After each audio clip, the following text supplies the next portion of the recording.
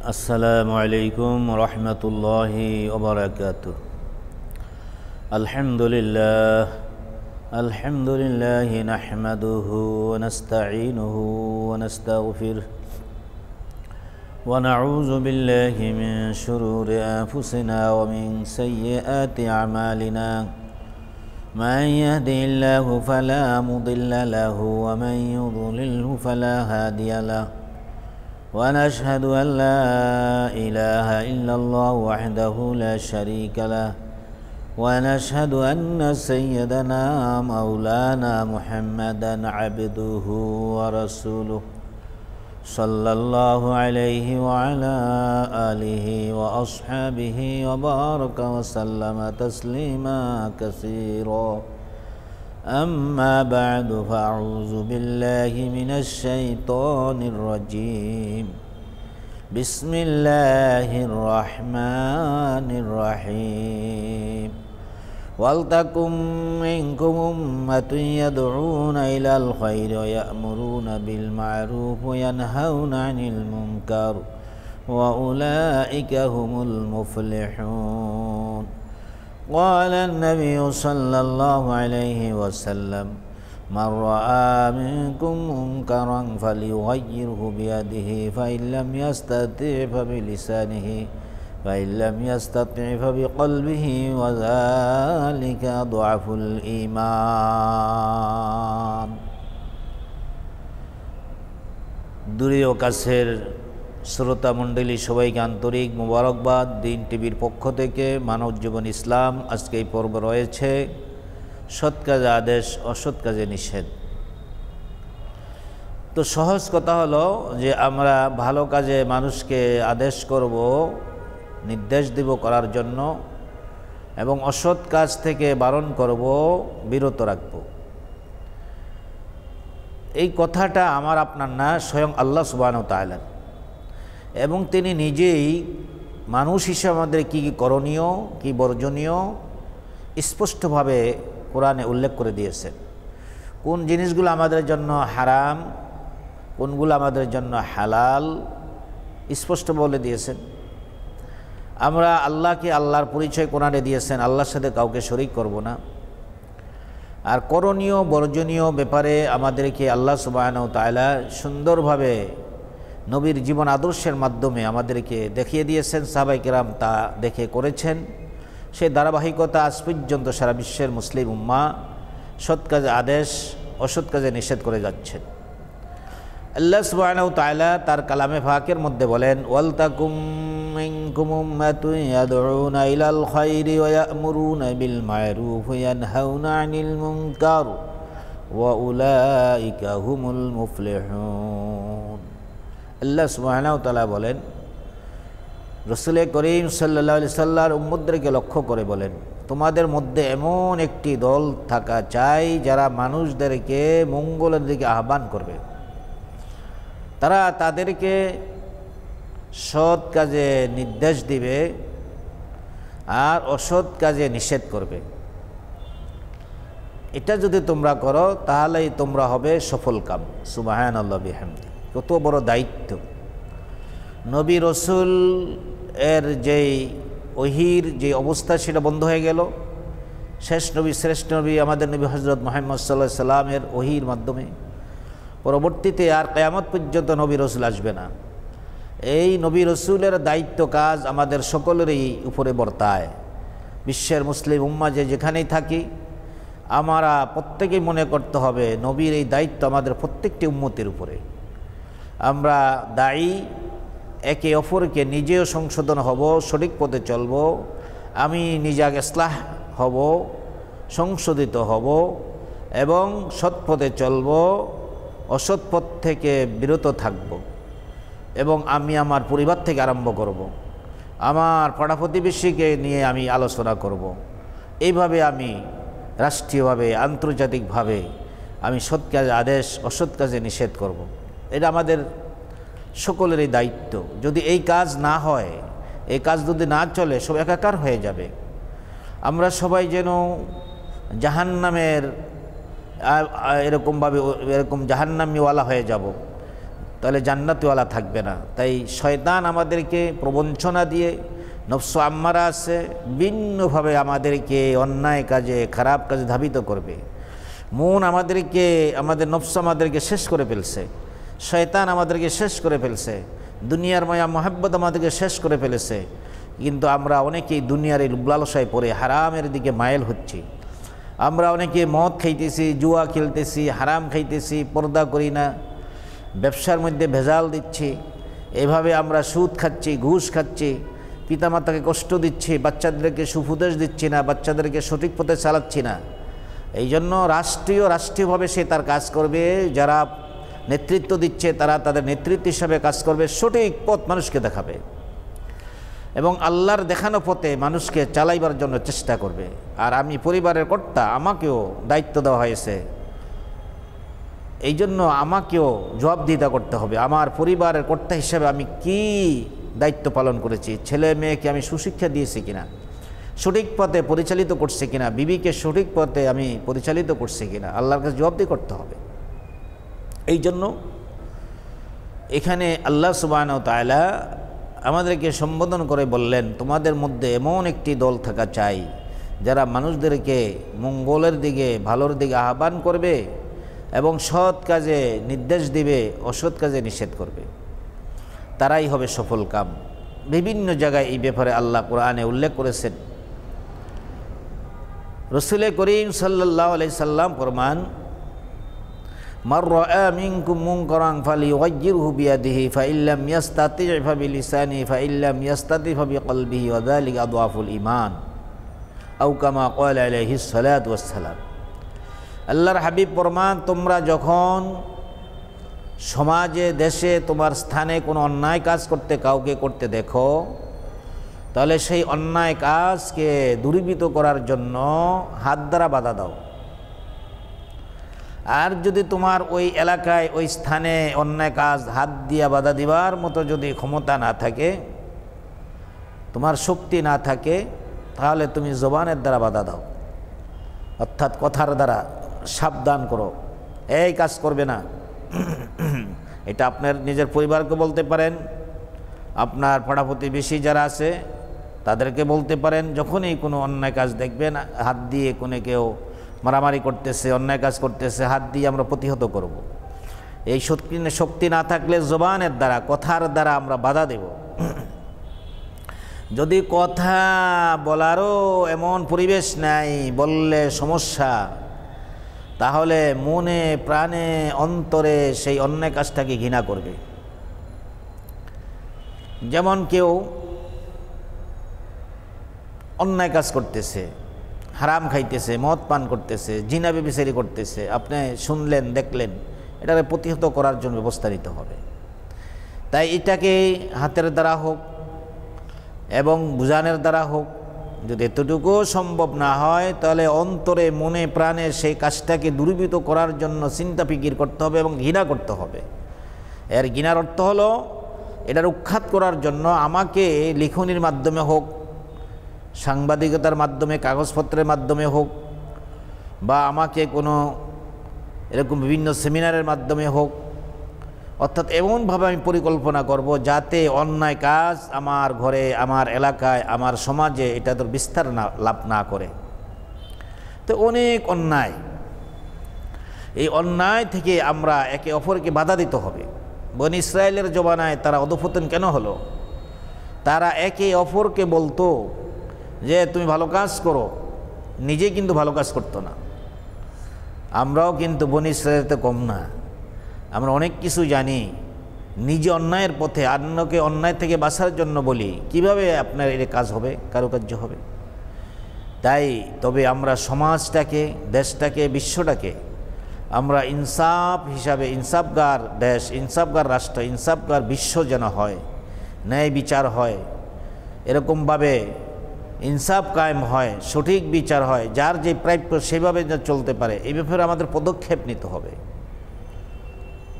হাদিসে আসছে, আল্লাহর হাবিব ফরমান, কোনো এলাকায়, কোনো জমিনে, কোনো স্থানে যদি কোনো অন্যায় কাজ হয়, আর সেখানে যদি কোনো এক ব্যক্তি থাকে, সেখানে থেকে সে অন্যায় কাজটাকে ধিক্কার দেয়, খারাপ জানে, সেই জন্য কাছে থাকিও দূরে ছিল। আর বিশ্বের কোথাও কোনো প্রান্তে যদি কোনো অন্যায় কাজ হয়, দূরে থেকে শুনছে যে এই কাজটা অন্যায়, এবং সে দূর থেকে যদি এই কাজটাকে অন্যায় বলে স্বীকৃতি দেয়, ঘৃণা করে, সেই জন্য কাছে থেকে প্রতিবাদ করল।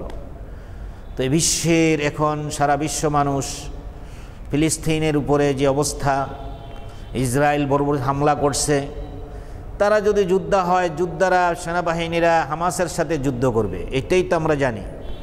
তাহলে যুদ্ধ হলো, কিন্তু সাধারণ মানুষের উপরে বোম মেলাইয়া ক্ষেপণাস্ত্র মেলিয়ে এর আঘাত করে আমাদের শিশু বাচ্চা নারী জাতিকে এরকমভাবে অন্যায়ভাবে তাদেরকে মারতেছে। এটা কি মানবাধিকার? মানবাধিকার তো অনেকে অনেক কিছু বলেন, কিন্তু মানবাধিকার কাকে বলে সেটা সে নিজেও জানে না। আজ যে শিশু বাচ্চা হত্যা করা হচ্ছে, মহিলাদেরকে হত্যা করা হচ্ছে, কিন্তু এক হামাসের অজুহাত দিয়ে উৎখাত করার জন্য। কিন্তু এটা বিশ্বের কাছে সবাই স্বীকৃতি দিচ্ছে যে এটা অন্যায়। আর সামান্য কিছু লোক যারা তাকে সমর্থন করছে, এটা সামান্য। তাই আমাদেরকে প্রতিবাদ করতে হবে অন্যায়ের বিরুদ্ধে। তা'মুরুনা বিল মা'রুফ নাহি আনিল মুনকার, সৎ কাজে আদেশ, অসৎ কাজে নিষেধ করতে হবে। তাই আমাদের জিম্মাদারি হক আদায় হবে যদি আমরা সঠিকভাবে অন্যায়কে অন্যায় হিসাবে জেনে সেটাকে আমরা প্রতিহত করার ব্যবস্থা নেব। আমরা জানি বিশ্বের শতের উপরে রাষ্ট্র এক হয়েও ধিক্কার দিও, তারপরও থামছে না এই যুদ্ধ, ডামাডোল বাজতেছে। এইভাবে যদি চলতে থাকে বিশ্বের মধ্যে শান্তি আসবে না, অশান্তি বিরাজ করবে। আপনার জোর আছে, শক্তি আছে বিদায় আপনি সেটা প্রয়োগ করবেন, সেটাকে আপনি সীমাবদ্ধতা রাখতে হবে। আপনার গায়ে শক্তি আছে বিদায় আপনি একজন দুর্বলের উপরে প্রহার করবেন, আঘাত করবেন, এটা হতে পারে না। এটা ইসলামে করার দেয় না। এই জন্য অসংখ্য হাদিস দ্বারা প্রমাণিত, এবং আল্লাহ সুবহানাহু ওয়া তাআলা নিজেই বলেন, লাউলা ইয়ানহাহুমুর রাব্বানিয়্যুনা ওয়াল আহবারু আন কাওলিহিমুল ইসমা ওয়া আকলিহিমুস সুহতা লাবিসা মা কানু ইয়াসনাউন। তোমাদের কি হলো যে তোমাদের মধ্যে যারা আল্লাহ ওয়ালা খোদা ধর্মবিরু, তোমরা কেন তাদের অন্যায় কাজ এবং তাদের হারাম দ্রব্য বক্ষণ থেকে বিরত রাখছো না? এখানে যারা এই কাজগুলি করে, অন্যায় কাজ করে, মুষ্টিময় কিছু লোক, আর অন্যায় কাজ করে না, ভালো কাজ করে, এরাই বেশি সংখ্যক। যেই ধর্মেরই হোক, বেশিরভাগই ভালো মানুষ। অল্প কিছু লোক সন্ত্রাসী করে, দুর্নীতি করে, রাষ্ট্রের মধ্যে ফিতনা করে, সমাজে ফিতনা করে, বিশৃঙ্খলা করে, মারামারি করে, কাটাকাটি করে। তাহলে অসংখ্য মানুষই আমরা যারা জ্ঞানবান বসে আছি, আমরা কেন এর প্রতিহত করব না? রাসূল করিম সাল্লাল্লাহু আলাইহি সাল্লাম ফরমান, যে সমাজে, যেই জায়গায়, যেই রাষ্ট্রে, যেই অবস্থায় কোনো কিছু সংখ্যক লোক যদি অন্যায় কাজ করে, গুনার কাজ করে, অন্য যারা আছে সমর্থ থাকা সত্ত্বেও যদি তাদেরকে বাধা না দেয়, তাহলে অচিরেই আল্লাহর পক্ষ থেকে আযাব ও গজব আসবে। এতে যারা অন্যায় কাজ করেছে, গুনার কাজ করেছে, তারা সহ, এবং যারা ভালো মানুষ আছে আর বিরোধিতা করে নাই, একে থামানোর জন্য চেষ্টা করে নাই, উভয় কি আল্লাহ পাক আযাব দিয়ে ধ্বংস করবেন। বলছে তার জীবদ্দশায় হইল এটা করবে, বা কিয়ামতের আগে এভাবে ধ্বংস হবে। আল্লাহ রসুল, আমাদের নবী হযরত মুহাম্মদ রাসূলুল্লাহ সাল্লাল্লাহু আলাইহি সাল্লাম ফরমান, বনি ইসরাইলের জবানায় আল্লাহ সুবহানাহু ওয়া তাআলা জিবরাইল আলাইহিস সালামকে বললেন, যাও ওই শহর, অমুক জায়গা, ওই এলাকাবাসী, শহরবাসীকে সহ জমিন উল্টাইয়া দাও। তো জিবরাইল আলাইহিস সালামের হুকুম মুআফিক গেলেন। ওখানে গিয়ে দেখেন এমন এক লোক আছে যে যারা সেজদায় রত, ইবাদতে বিমূঢ়, এক মুহূর্তের জন্য আল্লাহর নাফরমানি করে না। তখন এই অবস্থায় আল্লাহকে বললেন, ইয়া আল্লাহ রব্বুল আলামিন, এই জমিন কিভাবে উল্টাবো, যে এই জমিনে আল্লাহর এমন তোমার নেককার বান্দা সেজদারত, ইবাদতে বিমূঢ়, তাকে আমি কীভাবে উল্টাই? সে তো নেককার, সে তো কোনো অন্যায় করে নেই। আল্লাহ জবাব দেন, জিব্রাইল, যে নেককার তাকে মনে করো, তাকে সহ ওই এলাকার মানুষ সবাইকে একত্রে জমিন উল্টাইয়া দাবিয়ে দাও। কারণ তুমি জানো না যে এই সমাজে যখন অন্যায় কাজ হয়, এই অন্যায়ের জন্য সে একটু মুখ বিমুখ করে নাই, সে মুখ কালা করে নাই। সে মনে করে তাদের কাজ তাদের করতে থাকুক, আমার কি আসে যে আমি আমার নেক কাজ করে আমি জান্নাতে যাইতাম। এই হাদিস থেকে আমাদেরকে শিক্ষা নিতে হবে। আমরা যারা সমাজে ভালো মানুষগুলো আছি, সচেতন আছি, আমরা দেশের বা গ্রামের এলাকার মহল্লার যারা আছি, দুই একটা লোক হয়তো কিছু লোক সন্ত্রাসী করে, দুর্নীতি করে, খারাপ কাজ করে, চুরি করে, ডাকাতি করে, বদমাশি করে, তো আমরা তাদেরকে এই কাজ থেকে বারণ করতে হবে, আগে বুঝাইতে হবে। যেভাবে দরকার তারে বুঝাইলে সে ফিরে আসে, ওইভাবে বুঝাবো। যদি প্রহার করা লাগে প্রহার করব, সবাই মিলে তাকে এই খারাপ কাজ থেকে, আগুনে আমরা কাউকে ফালাইতে দেব না। একটা লোক যদি আগুনে গিয়ে ঝাঁপিয়ে পড়ে, আমাদের কাজ কি? সচেতন যারা, একটা বাচ্চা বেবুজ বা একটা লোক উন্মাদ হয়ে গেছে, সে আগুনে পড়তে চায়, আমরা সচেতন যারা তারা আগুনে পড়তে দেব না। আমি কষ্ট পাবো, এই বাচ্চা পানিতে খেলবে, বাচ্চা পানিতে খেলতে যায় আনন্দ উপভোগ করার জন্য, কিন্তু শিশু বাচ্চা সাঁতার জানে না। আমাকে জ্ঞানবান যারা, এই বাচ্চাকে ধরে রাখতে হবে, যেহেতু তাকে ছেড়ে দিলে সে খেলতে খেলতে পানির মধ্যে গিয়ে মরে যাবে, তাকে মরতে দেওয়া যাবে না। আমাদের সমাজে যারা অন্যায় কাজে লিপ্ত, আমরা তাদেরকে বুঝিয়ে শুনিয়ে সেই থেকে বারণ করতে হবে। যদি আমার কষ্ট হয়, ওই বাচ্চাকে পানি থেকে আনার জন্য চেষ্টা করে, কোলে করে বাচ্চা থাপ্পড় মারে, খামোচ দেয়, তারপরেও সচেতন ব্যক্তি তাকে ছাড়ে না। যেহেতু আমি খামোচ খাই, আমাকে সে কামড়াক, আমাকে মারুক, কিন্তু আমি কি ছাড়বো না, যেহেতু সে ওই পানিতে পড়লে তো মারা যাবে। অতএব সমাজে যারা আমরা ওলামায়ে কেরাম আছি, সচেতন নাগরিক আছি, ভালো মানুষ যারা আছি, আমরা আমাদের কাজ হব দ্বীনি কথাবার্তা আলোচনা করা। আমাদের কাজ হবে অন্যায় কাজ থেকে মানুষকে ফিরে রাখা এবং সৎ পথে এনে নেওয়া।